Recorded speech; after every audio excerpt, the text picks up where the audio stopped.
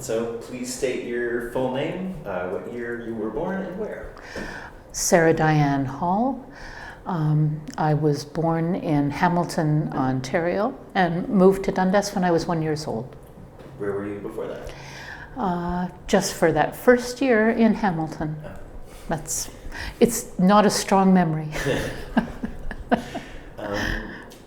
Why did your parents move from Hamilton to Dundas? I think that it was having a house in Dundas was really the thing at the time. This would have been 1952. Hamilton was a very industrial city, and of course they were, I think, living probably in rented quarters. And having a house in Dundas was a dream. It was a post-war dream. House in a small town on the edge of the ravine. It was very important. They bought a ravine lot. The idea of access to nature, being able to walk to stores, not being kind of too far out in the suburbs, but and being in a newly built community, building their own home. It was a huge post-war dream, and Dundas fit right in. It was perfect. It was enough outside of the kind of the big city to give a sense of safety for raising your family, and a sense of community. Good answer. And I can talk a little bit about where they built their house, if that's where we're going to go. Highland Hills. Highland Hills had been partly kind of farmland on the edge of this huge ravine with Spring Creek running through it. But it was terrifically hilly. It was called Highland Hills, and enormously hilly. And so it was kind of a perfect thing to sell off for a development of new houses that were being built in the early 50s. The man who owned all of that property was John Warren. I think in 1952 he was the mayor of Dundas for 1 year. He had a big, huge kind of estate on Governor's Road and Lantern Lane, and owned an enormous amount of land. And so one of those plots of land is who my parents bought their land from. That was at 40 Tally-Ho. And all through the time of living in Dundas, we lived there. A lot of new other people building their homes at the same time. Nobody had the same, it wasn't like one of those newer developments where everybody's house was similar.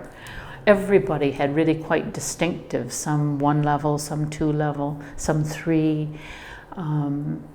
People wanted to be different in how their houses looked from each other. Some bricks, some clapboard, and so on. So interesting architectural styles. A few houses of people who were related to John Warren had very large lots, a couple of acres, like the Seldons and the Mosses and so on. And they had been kind of cousins and somehow relations of John Warren, who owned all the land. And they had much, much larger parcels of land. But for the most part, things weren't divided evenly, but it felt like a pretty democratic area, and I would say all pretty middle class. Pretty waspy. White Anglo-Saxon Protestants. There was a couple of Catholic families, but for the most part it seemed to be at that time, a fairly Protestant area. And there was quite a bit more. People noted whether or not they were Protestant or Catholic at that time. Since then, I've had an incredible personal transformation in these sort of divisions. There was a separate school for the Catholic school, and we were always walking in opposite directions to the Catholic kids. It was quite noticeable. We didn't have a huge multicultural community. We didn't have a lot of people from other parts of the world, as I do now in my neighborhood in Toronto. It's incredible. The whole world is there. The world is there, and it's great for the restaurants.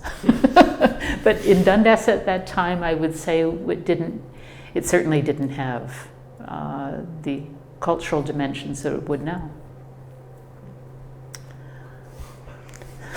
You created this. Now where do we want to go? Well, I guess, so you said, so your family started was Protestant, or? That's right. My father was born in 1922 in Galt, Ontario. He was the youngest of 12 children. His name was Clifton Leonard Howard Hall. On one side of that family was John Knox, the founder of the Presbyterian Church. And they had been very active at that time as Presbyterians in forming the United Church of Canada, along with the Methodists and Congregationalists. And so their family was very active in that transformation from Presbyterianism to the United Church. And there was kind of United Empire Loyalist and the Scottish connection to John Knox. We're not always proud of that. He was quite a character. And on my mother's side, she was born in Govan, Saskatchewan. Her parents, though, came from English and Irish ancestry. There had been my great-grandmother had married an Irishman, and they had moved to Chicago. When she passed away, and her son, my grandfather, was only a few years old, he was returned to his sister in Ontario so that he would be raised as a Protestant. And he then went out west and met my grandmother, and so there was kind of English and Irish ancestry on that side.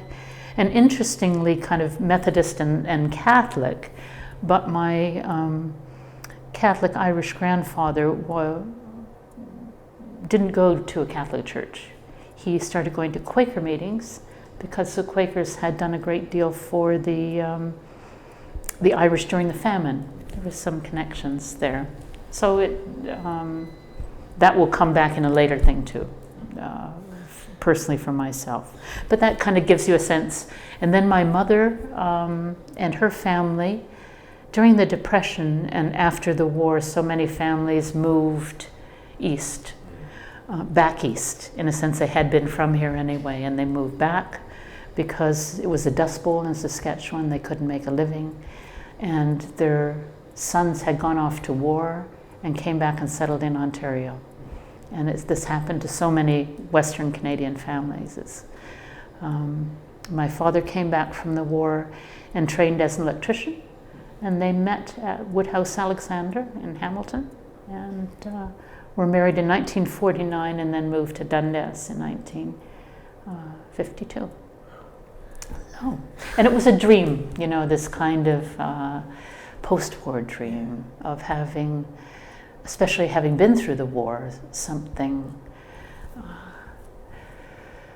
safe and quiet and pretty and low-key, and small towns were, a pretty small town like Dundas was a huge draw. And I would imagine that so many of our neighbors came from rather similar kinds of situations that they were drawn to this area. And we were many neighborhood kids in Highland Hills raised, we were kind of raised together. We were largely unsupervised. We simply, which wouldn't happen these days, we just played together outside in these huge groups, sometimes in houses that were just being built at the time. Some of these situations were dangerous, and some people had actually almost kind of fatal accidents in these buildings. One of my neighbors lost his eye. Somebody threw a wire down a hole, and he was looking up. People broke arms and legs and fell off of things. It was there was a lot more accidents Because we weren't supervised much. We'd play hide and seek, and the rule was to come home when it was dark. And we'd just, and we'd walk to school together in groups, and play in the ravine. I loved, now this ravine is a huge thing for me. I return to it as often as I can just to go for a walk there. And it was, it had been owned by John Warren, and he kept it as an area that didn't have any built houses. If you kept walking through Warren Park, you then come up into meadows and fields, and at that time went on forever, just in meadows and fields and along the railway track. The trains were running through at that time. We'd hear the train whistle every night. The train station was open here in Dundas. Yeah. Did you ever go there? Yes, we did. Yep. Mm-hmm. We went up to visit relatives in London, Ontario on the train. And I could hear the train whistle every night. It's now just a walking track over on the, I think it's called Sherwood Park. I know. Yeah, over there, right on, it's on the other side of the ravine. I think it's now a walking trail, but it was a used railway, and so hearing train whistles and playing in that ravine and climbing trees, building forts, skating in the winter. Mr. Warren, I think it must have been a rather eccentric. I don't remember any family. I'd love to know more about him. I don't remember him being married or having kids. His house, which was on the edge of the Governor's Road and Lantern Lane, he had built all kinds of odd garden things, benches, pools, fountains, and then let them all overgrow. I loved sneaking into his garden. And just, it was like archaeology, finding and these things that he had built. He then built down in the ravine a little folly. It had an incredible little, by a folly, I mean a kind of romantic little house. It must have been just kind of I think he loved to build things, a little garden house or something for him. As kids, we simply played in it, and I'm afraid didn't treat it well. But it had this incredible roof, pitched just like kind of a witch's hat. 4 dormers facing kind of directly north, south, east, and west. And that's upstairs. And downstairs, kind of bay windows and poured concrete floor. I don't remember it actually ever having glass in those windows. But there was a beautiful little bridge over to it. That little bridge is still there. And there's kind of some of the foundations of a waterway he had built through that area. And he'd made it in this beautiful little clearing with a massive beech tree. And it was just enchanting. Absolutely magical. And his sense of how to create these little worlds, I would say, beautiful little worlds, but then he'd let them go. He'd just build them and they would return to the earth. And of course, with the little, we called it the shack that we played in, we'd built, it wasn't a good thing. Built fires in it on the concrete floor. It did burn down eventually. Oh, yeah. Do you know I was not responsible. I'd like to say that. Good, it's on tape. I am not personally responsible for that. Yeah. So I guess, where am I? Sorry. Go ahead and take it. I'm just going to have some water. Perfect.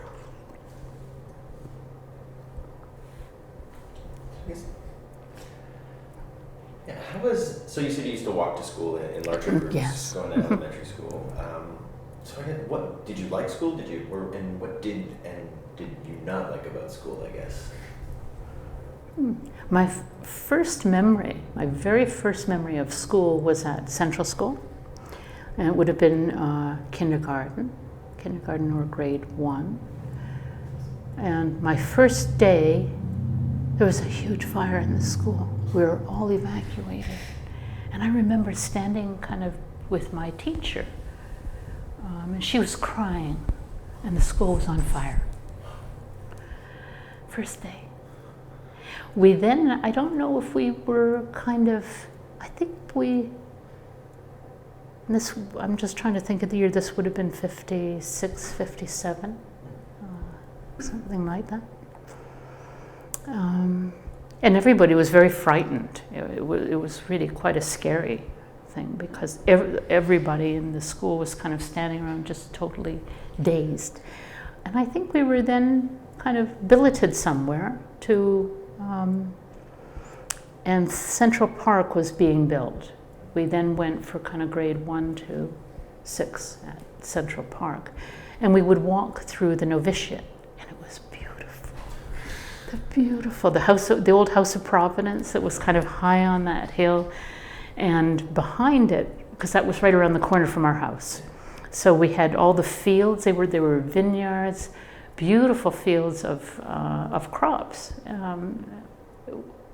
And the people actually who couldn't afford to pay were 70 and 80 years old out working in those fields to help kind of sustain the crops in the garden for the House of Providence. And across from that was run by the Sisters of St. Joseph, I believe. And they'd bought it from the Lutherans.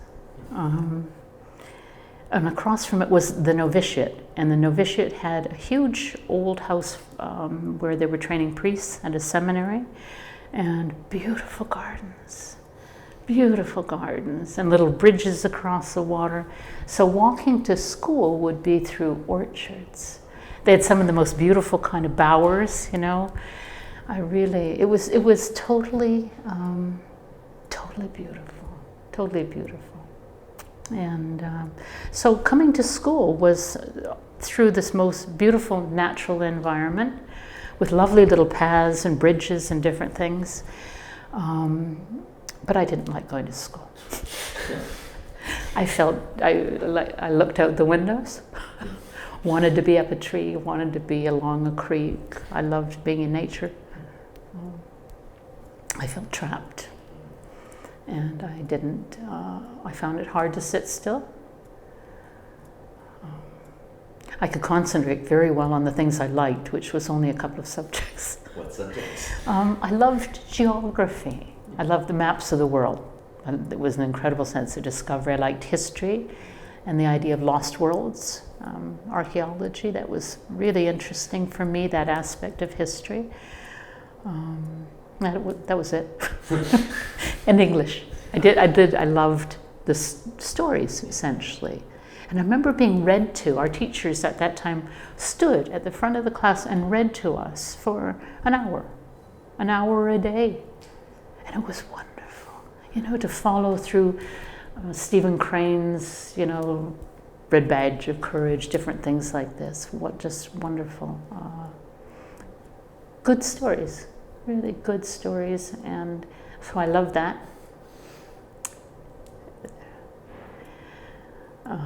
That was it. And I just wanted to be out. Yeah. I wanted to get out, wanted to kind of run, not play, but build. I love to build things, make stuff. I like to make forts. What other things did you like to build? I made all kinds of strange animals, large strange animals out of paper mache, big collages with found objects. I painted all kinds of things that I wasn't supposed to. Like what? Chairs, tables, crayon. So I was probably a frustrating student. I would say that. I was, you know, I didn't seem attentive to what was going on in the class. And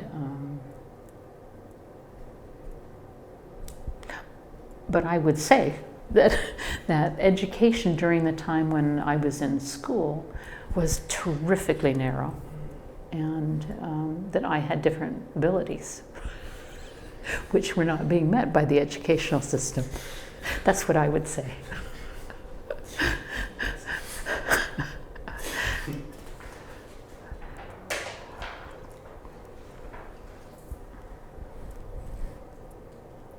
Was high school similar for you, I guess? Yeah, it's worse.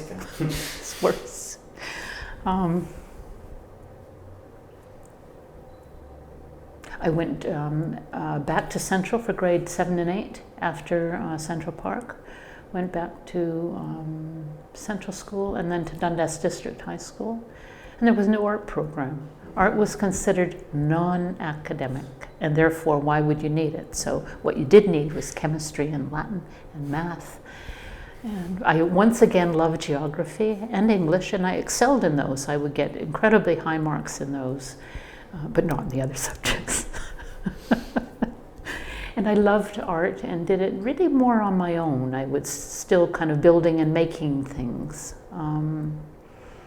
And I had friends who were then at Rochdale in Toronto.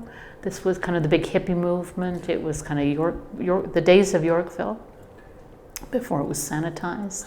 The days of Rochdale, kind of hippie culture. I didn't fit quite into the kind of hippie mode because I had no intention of dropping out. And I was not really too interested in drugs. But I was quite counterculture. I really envisioned, and I was quite left-wing, really envisioned, and I was politically, I would say, very much a hippie, but some of the other, what I found lackadaisical parts of that didn't suit my temperament. I was too active for that. So. Do you think, I guess, being in Dundas, do you think that kind of, did you notice something in Dundas that made you kind of go more left-wing, or was it that it was already something you enjoyed here? Like what made you feel that way, turn that way? Dundas was full. I really believe this. It was an incredible time. It was full of talented, amazing people. And our neighborhood, Dave Thomas, who's Second City, was a neighbor. It was just full. Nora Hutchison from Guelph.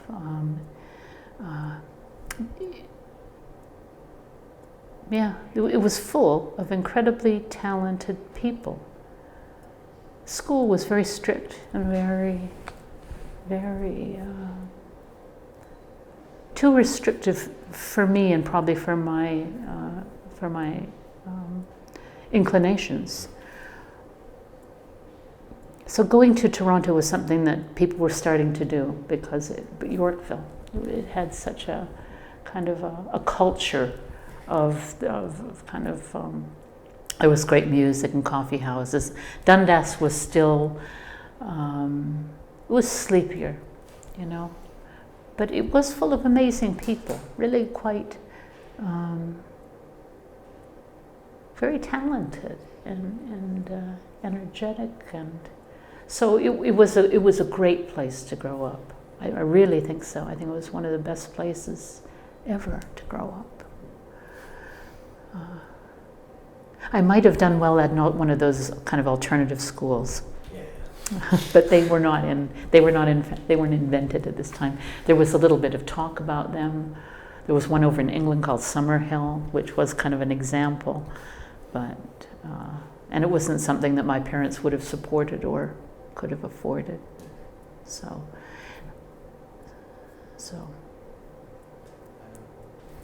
What was your first job? It was pretty interesting. My first job was kitchen help, and I read an advertisement in the newspaper. I was always anxious to go somewhere, and something adventurous. So I saw an advertisement for kitchen help. A teenager wanted for kitchen help. And it was on a little island up in Lake Temagami that we had to fly into on a little tiny 4-seater float plane. And I just, I loved that, just being, and being able to go out boating, because you had to fly in. There's no roads. It's kind of a good hour from the landing site by a little float plane. And each time they had a cargo run, I would go with these pilots, just because I liked the idea of getting a pilot's license.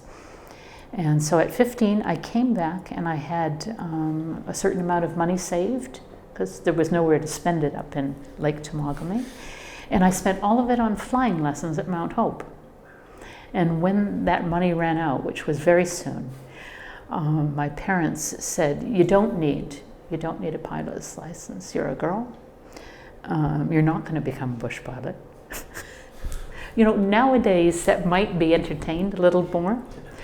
And a 15-year-old might have been really encouraged to continue with a pilot's license. Of course, you can't officially do it until you're 16. I guess I had turned 16.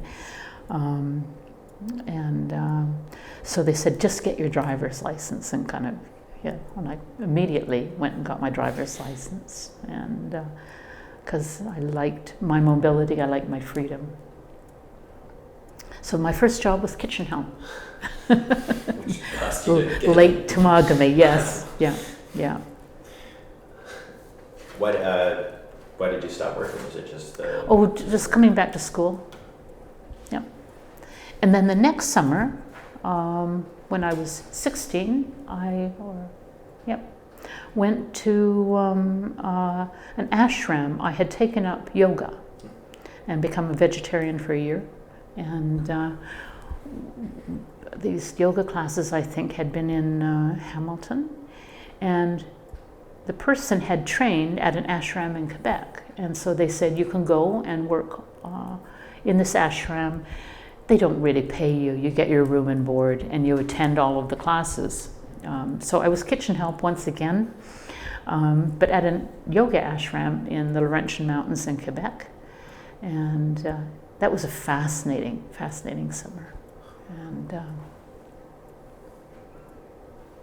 I lived up in the attic of the Yoga Mystical Art Gallery.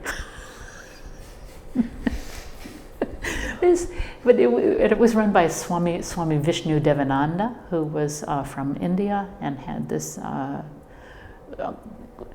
In terms of yoga, it's kind of all of it's called the Hatha exercises, the physical exercises, along with some of the mystical parts of it, Kundalini training and so on.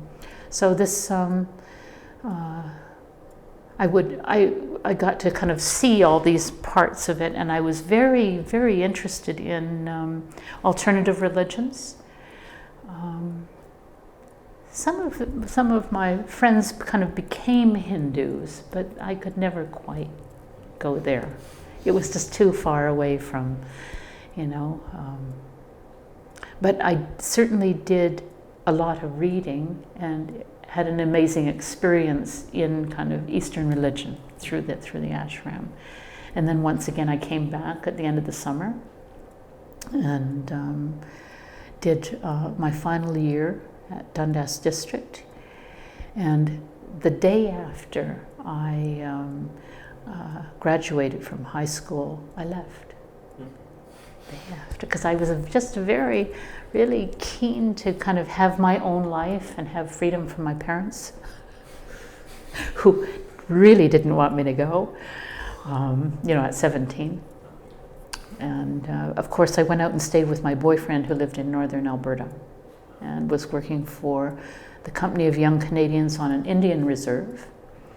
And for a short while, I stayed with some Native people there. But one night, the brother of the woman I was staying with was incredible. She was kind of like the medicine woman in this community. Her brother, though, was quite a violent person. He came home one night really and started a huge fight with her, and he was going to throw me out the window because I was white. So I had never really seen, we had had a very middle kind of class upbringing. I'd never been in the middle of these kind of things, or I'd never seen domestic violence. I'd never experienced that. So it was pretty scary, and I found kind of a safer place to live after that. But, you know, in some ways, those kind of things aren't bad at all. They're not. And I'm saying to see how extraordinarily vast experiences in the world are. I'm not saying that's okay, you know. And it would have been really bad if I had gotten thrown out the window. If I was on the second floor.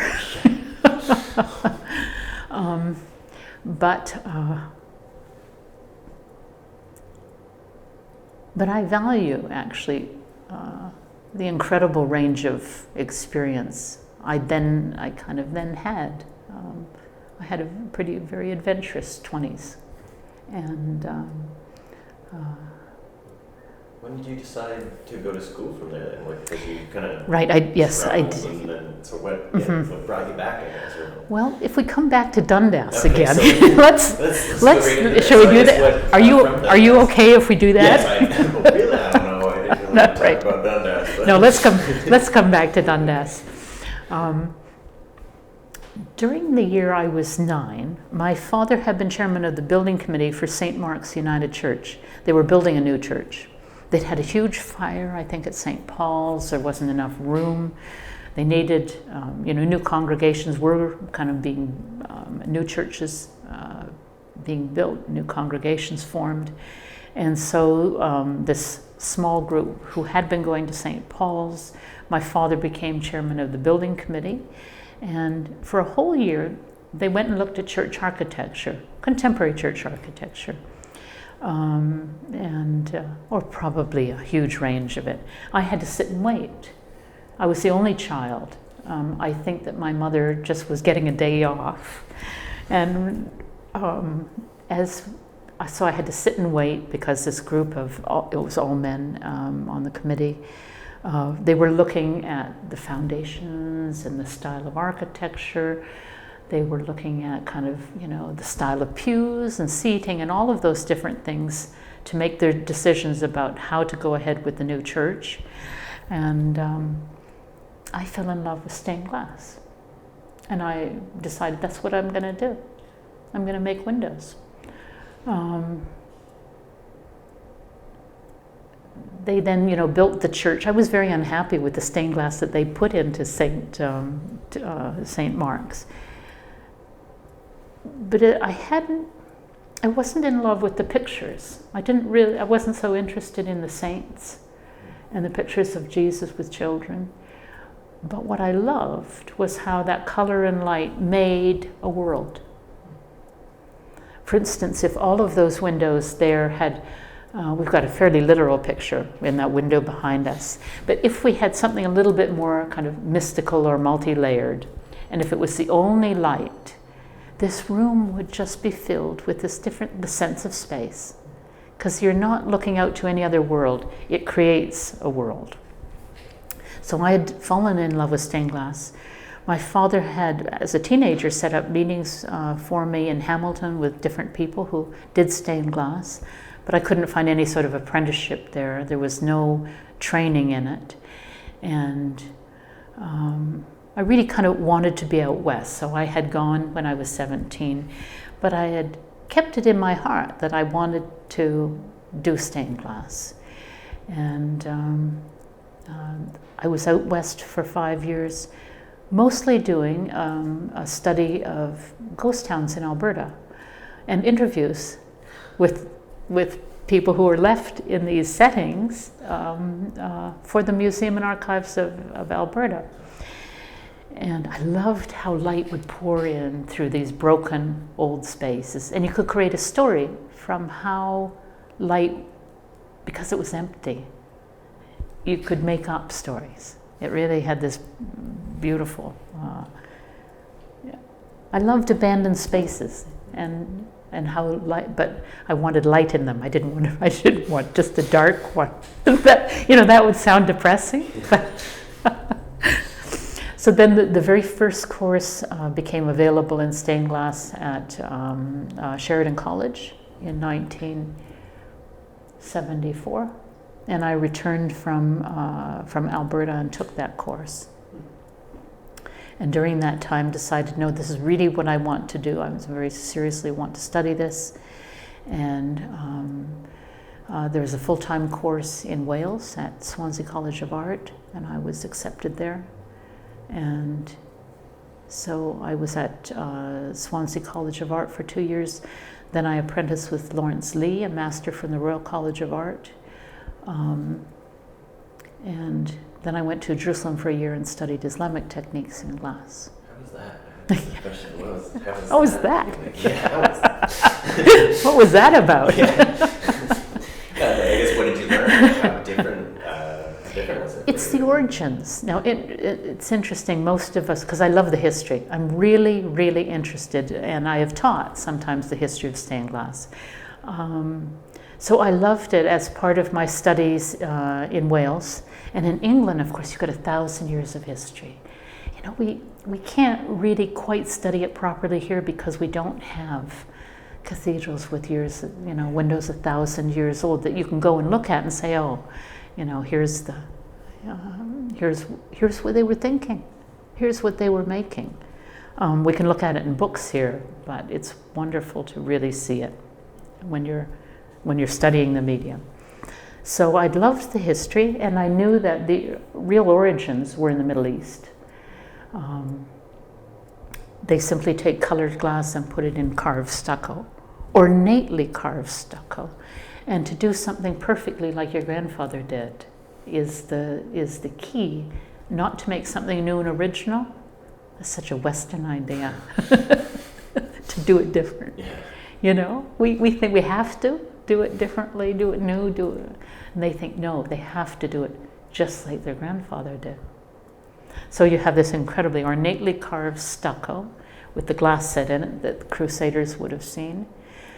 Gothic cathedrals were starting to be built, but not until they had the advent of milling, which is that lead channel that holds the two pieces of glass together, do you have something that works in a Western climate. Because the stucco, if the stucco freezes, it expands and contracts, the glass falls out. Something that can last 400 years in the Middle East lasts a year. It's a totally incompatible geographical. You can't make that translation to bring stucco work to a Northern European climate, where they're building all these great cathedrals. So I wanted to see let's go back to Jerusalem. I wanted to see the origins, and I wanted to examine Christianity a little more closely. I had seen such an interesting evolution. I had really left the church when I left Dundas, or even maybe in my teenage years. It just wasn't fitting anymore. My parents were quite upset about that, but it wasn't answering. I had kind of been interested in the ashram and Eastern religion, and introduced in England to really quite a different context of Christianity. All of a sudden you're sitting in these tiny little chairs in these great cathedrals and hearing the service in ways you haven't seen before. I also went to some synagogues there, and I've always been interested in kind of the history of religion. So I wanted to explore Christianity, and I went to synagogues. I had Jewish friends. I went to the mosque. I had a lot of Palestinian friends. I went to Armenian Christian services, everything I could to experience, because Jerusalem's like this vortex, and you can die there. you know, and the people sitting beside you have machine guns. You can literally die, and you can spiritually get very overwhelmed. But I went to so many different Christian services, Syrian Orthodox, Armenian Orthodox, and so that was a great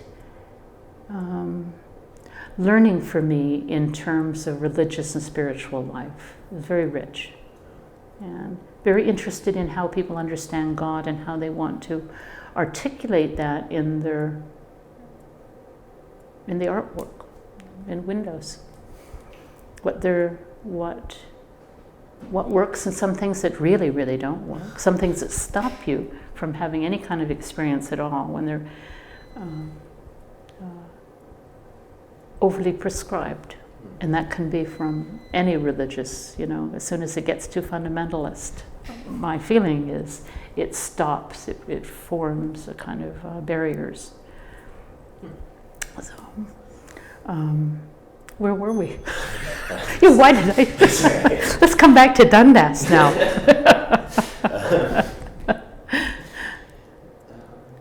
I was going to actually ask you about establishing your glass studio in Right. Toronto. Yep. Mm-hmm. Well, I did come back to Dundas. I came back to Dundas and stayed for a little bit with from the Middle East. It's such an intense experience there culturally, because there's not only all of that, the different cultural and religious and a different language, but there's a push-pull there. For instance, if you're going to line up to get on a bus, you go to the very first stop. You know, this is just outside of the old city of Jerusalem. You go to because the bus will come there and it'll be empty. So there's only a few of you, and you can get a seat on the bus for sure. But to get on that bus, everybody's going to fight, push and pull, and just to get, and you know you're all going to get on the bus.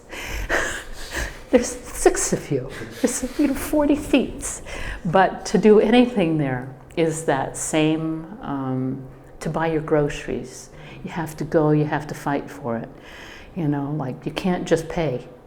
You can't just pay for something. You have to engage. And so as somebody from this, from here, it was exhausting. And I was anxious to come home. And I came home to Dundas, and it was so quiet. And things were so big. The cars, you know, in Jerusalem, the roads are this, the old city, the roads are this big. Everything is tiny. You're pushed all the time. You're literally sometimes pushed through the streets. And I had been so anxious to come home, but then I felt lost. I felt kind of lost. And but I had stopped on the way home and bought a huge crate of antique glass to start my own studio. This was very much kind of in my mind to do. But I was in debt. And so I worked for other artists for a while, for Stephen Taylor and Yvonne Williams, doing the technical work for their windows. And then gradually started working in the evenings full time for the Fred Victor Mission. It's a Skid Row mission, and I was a supervisor down on Queen and Jarvis. But it allowed me to operate my studio during the day, and I really needed those 10 years. It was very discouraging at times, and difficult, because most stained glass studios, their bread and butter is repairs and making copies. Making copies of, for instance, if a church came and said, well, we want a window, and if you kind of showed them a Victorian style one, Light of the World, and Jesus has got a lantern there. And they say, yeah, that's what we want. Of course, I had very different ideas.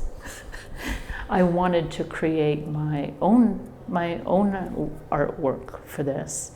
And we didn't have, Europe is full of examples of modern work. That I'd seen it so much as I was studying, totally contemporary work for both sacred and secular settings. And I came home and that, we were still back in 1800 with our windows. Because we don't have training. You don't have people graduating who are just pushing and pushing the envelope, making new work, insisting on new things, learning new techniques. We had seen an increase in that? Oh yeah, it's changed tremendously. But at the time I came back, it was really a very tough go to bring really contemporary work to the clients, and not to be doing the things that sustain most stained glass studios with the repairs. Tiffany lamps. I've never made a Tiffany lamp. Okay, I guess you never will. And at this point in my life, I probably never will. But it made it, having such a firm idea in my mind, made it a very difficult time. And I felt I had chosen something practical, rather than being a painter, or I had chosen an applied art, and that I had thought this would be something I really could make a living at, that could sustain me. So I kept that idea in my mind. I'd had it for a long time. Wasn't, and after a good training, you're not going to give that up. I think if I hadn't had that education in Europe, or not, I had only had that year at Sheridan, it couldn't have sustained me through that difficult time. But I'd had a master who took me on, that's very special. And if you then don't pursue the medium, you're never going to get into heaven. You're going to hell. You're going to burn forever. Or I don't quite believe in those things, but it's something like that.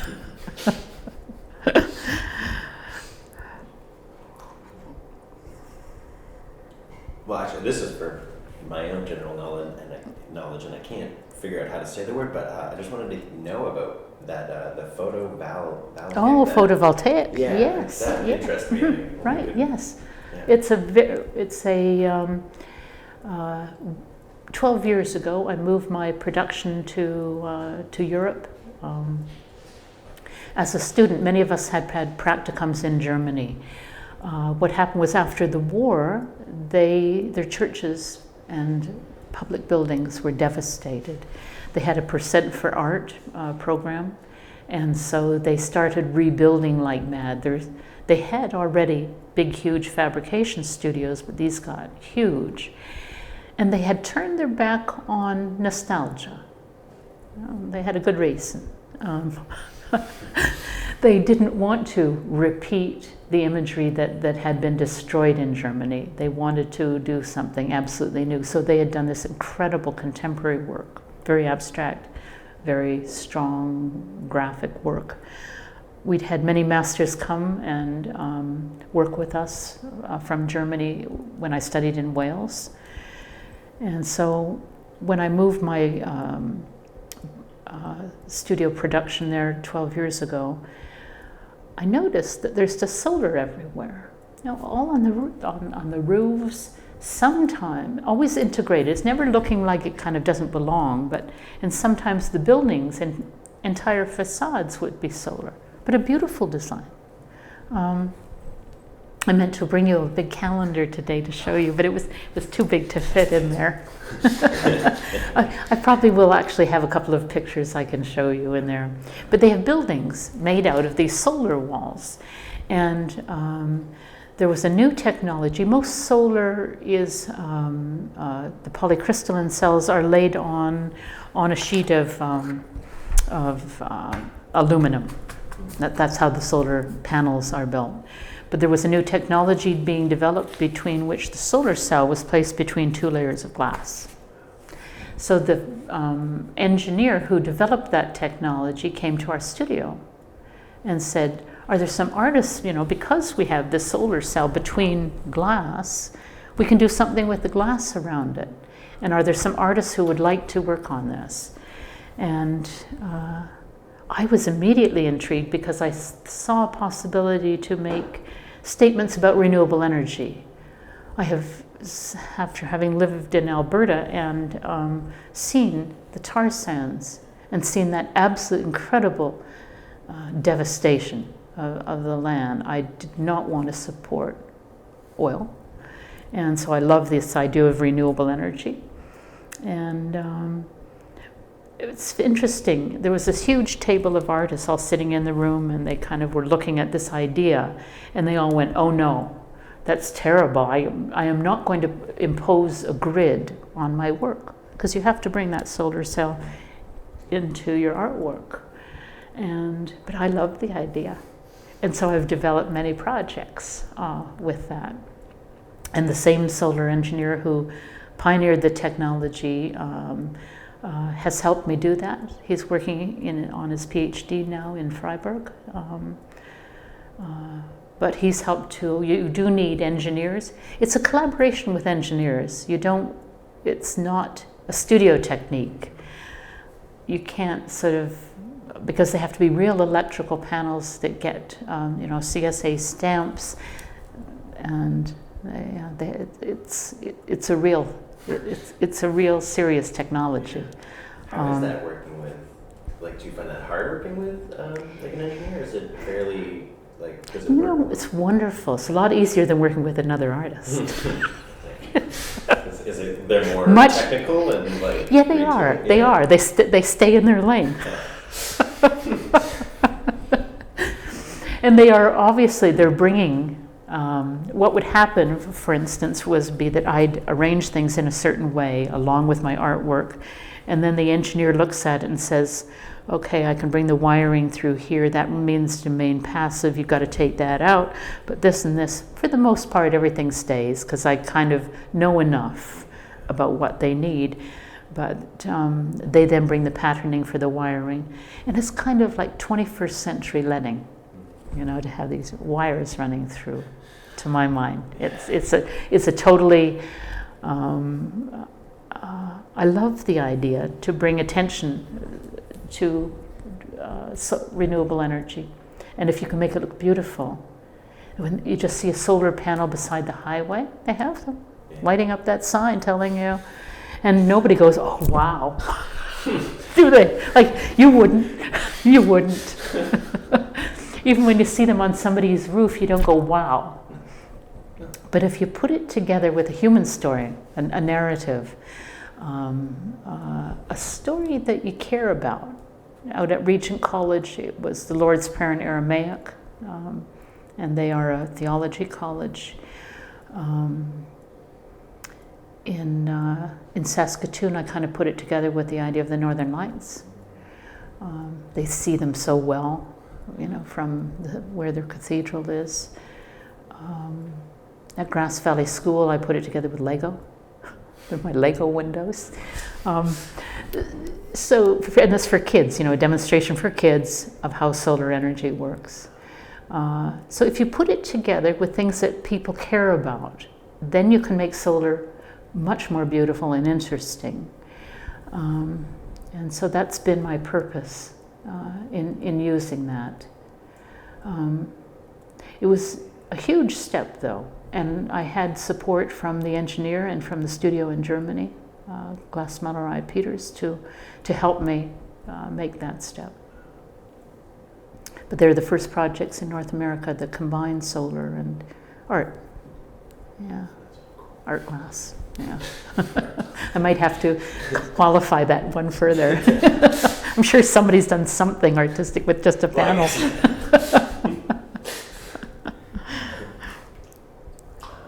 I was going to start gearing back towards Dundas, but is there anything you want to cover, I guess, while we're kind of in this area? Is there anything that...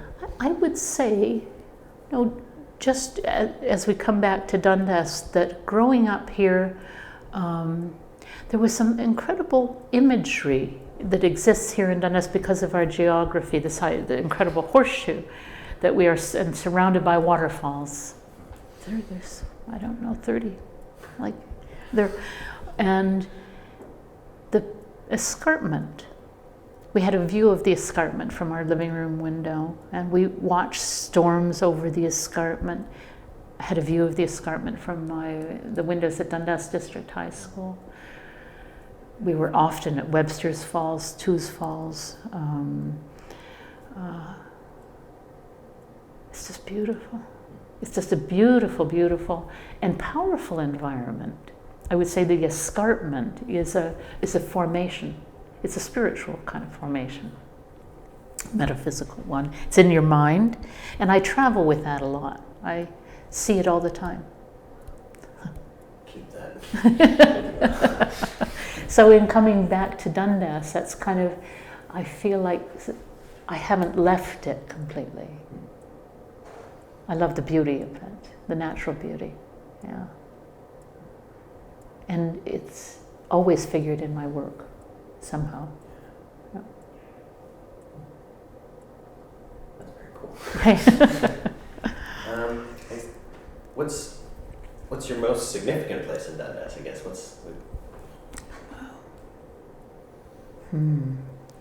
That would be hard. Yeah. Or what is one that just kind of flows through your brain at the moment, I guess? Doesn't need to make it to the top, but I'll give you three. I just can't do I can never do the favorite things. That worked. The ravine, where I grew up, it's now Warren Park Conservation, behind Tally Ho. Webster's Falls, just the beautiful stone bridges and that lovely stone walkway going under the falls, and the peak, that incredible big chunk of rock that you see from everywhere. We spent so much time, along the Bruce Trail, and those three would be favorite places. Yeah, Good choice. I loved the buildings, Pinder's and the post office, and just one last thing I want to say about was that I really grew up in a time when Dundas was changing. The old Leonard factories were still here, but all the factories and the manufacturing of Dundas was closing down. There had been incredible manufacturing here. We had made all kinds of things, ceramics, and Georgina Leonard was a good friend of mine. And it was a time when all that was changing and closing. Yeah. So it was kind of and now they've become condos or they're gone completely. Yeah. Yeah, the novitiates condos. I'm a little sorry to lose some of the natural beauty of Dundas because it was really special. But we still have a lot of it. What was Pinder's like? Wonderful. Pinder's was a kind of a real Woolworth, very kind of rows and rows of fairly low shelving that would be about this high, and if you're a kid, but full of candy and little sewing things. It's a real sort of, dollar stores would have a little bit of that feeling, but this was a kinder, gentler, a Woolworth, an old,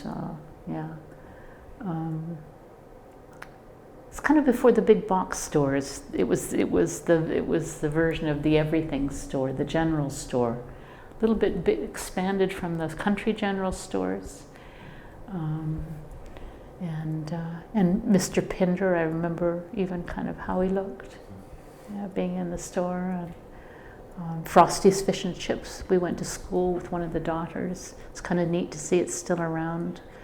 The Deluxe Restaurant, which was a very scary Chinese place, is now I think got a nice little patio and so on. It was scary because there were big heavy curtains and huge plants and cactuses in the window, and it seemed to always be closed. But you did hear about people going in. I wasn't allowed. And so the post office, the library was huge. I spent tons of time in the Carnegie Library. Yeah, so, but I would say that my bigger formation is the natural environment, or the more powerful one for me. The other is a wonderful memory. perhaps it's not continuing in my life as much as the natural one. It's still something I draw on in my work. Yeah, it's more reminiscent. It's more of a, just a sweet memory. Yeah.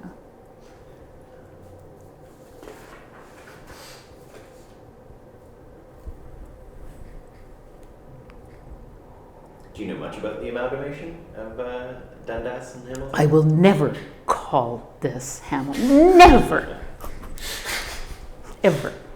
I'm just horrified by seeing the name Hamilton around.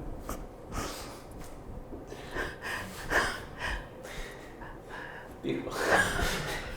Same reaction I get from most people. Okay, right. Yeah, we just can't abide being Hamilton. No, Dundas.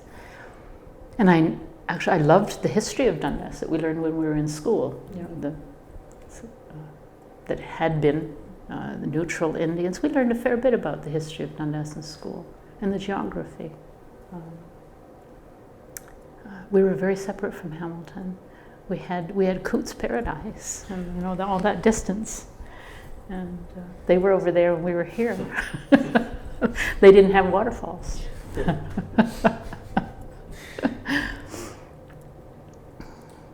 So that's my response. Have you, I guess because you live in Toronto now, but have you noticed the differences in, like, now that Dundas is Hamilton? Do you see it when you come back? I do. I do come back on and off, and recently I gave a talk for the Ontario Association of Architects for their annual conference, and I stayed here in Dundas, had a bed and breakfast. It was kind of neat to do that. The conference was in Hamilton. I find it's probably hard to see changes, and it's hard to see so much beautiful land covered over with development. Even though I grew up, of course, in one of those early developments. The whole Golden Horseshoe is just expanding.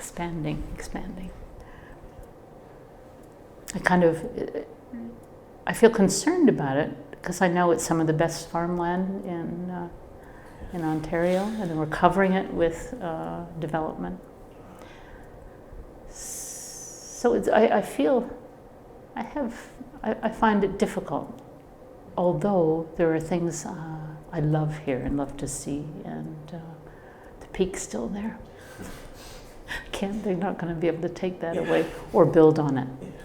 So the amount of conservation land around is really a blessing, and I'm thankful for that.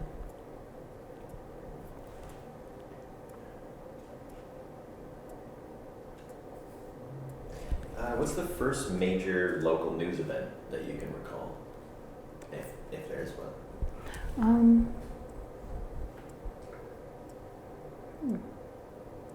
Local news event.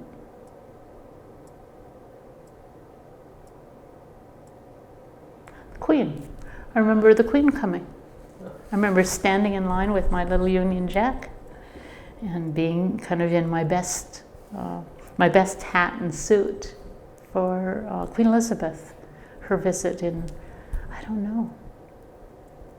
know what year that would have been, in the 50s. Her first visit, she had just been coronated, so that would be it. Yeah.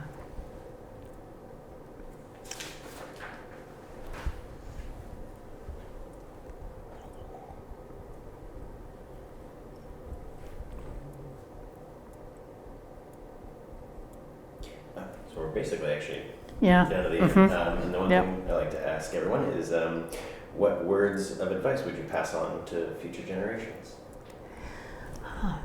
Well, thank you for that. Thank you for that. I love that question. That would would be to kind of to take care of the natural environment here. It's incredibly special and beautiful, and we need it. We need the oxygen from trees. We need those waterfalls. We need clean water, and to build carefully and build kind of sensitively, and to treasure it. You know, to keep Webster's Falls, and to keep accessibility, to make these things public and not privatize too much, to keep a kind of a civic spirit for Canada. It's one of the things I noticed it was quite a bit different from our U.S. neighbor. So that sense of civic responsibility, love to see that strengthened, and to preserve and celebrate our natural environment and our built heritage. Absolutely, I should come back to that. Our built heritage is so important to take good care of our buildings, use them, and to know a little bit more about what we had. When I'm in Europe, I see that they take old buildings from the town, and I know Dundas could do this. It'd be so kind of neat. Is with the old photographs they have when they are renovating something, to kind of bring these lovely. They do these whole curtains because it stops kind of the dust coming from the street during renovations, and they hang up kind of the old buildings from the town. And so there's this wonderful sense of engagement with history and time. So I'd like to be wonderful to strengthen that, and it helps keep us Dundas. Is there anything else you would like to add? No, just that I really love Dundas. Perfect. Wish Dundas all the best.